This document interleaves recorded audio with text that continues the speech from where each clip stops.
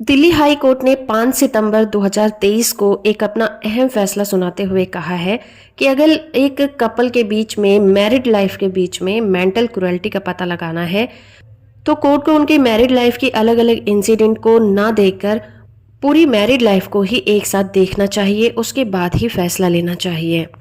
ये केस है प्रीति वर्सेस विकास का और इस केस की सुनवाई जस्टिस सुरेश कुमार कैथ और जस्टिस नीना बंसल कृष्णा की बेंच कर रही थी। उन्होंने अपना ये अहम फैसला सुनाते हुए कहा है कि एक पत्नी जब अपने पति के खिलाफ एफआईआर को दर्ज करवाती है या फिर मेंटल क्रुएल्टी और दहेज उत्पीड़न के आरोप लगाती है तो पत्नी को उसे साबित करना होगा, आरोप लगाना ही काफी नहीं होता।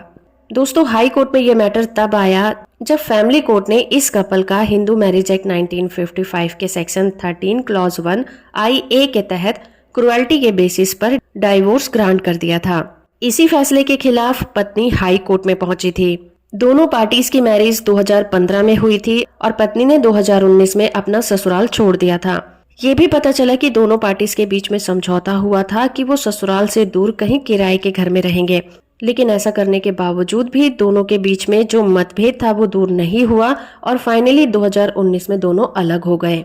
हाई कोर्ट में पत्नी ने पति पर दहेज उत्पीड़न के लिए आरोप लगाया था और ये भी कहा था कि पति और उसका परिवार एक साथ उसके साथ मिसबिहेव करते हैं, लेकिन पत्नी इसको साबित नहीं कर पाई थी। उसके पास ऐसा कोई भी एविडेंस नहीं था जो ये प्रूफ करता हो कि उसे दहेज के लिए प्रताड़ित किया गया था। इसलिए हाई कोर्ट ने कहा कि सिर्फ कह देना ही काफी नहीं होता या आरोप लगा देना ही काफी नहीं होता, पत्नी को ये साबित भी करना पड़ेगा कि उसके साथ किसी भी तरह का उत्पीड़न किया गया था।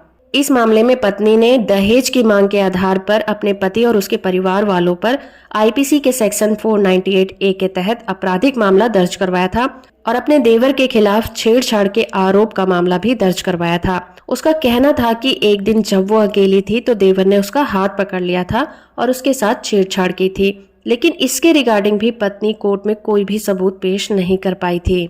इसलिए हाई कोर्ट ने कहा कि बिना किसी सबूत के ये प्रूफ नहीं होता कि पत्नी के साथ किसी भी तरह की मेंटल क्रुएल्टी हुई थी या फिर किसी भी तरह से दहेज का उत्पीड़न किया गया था।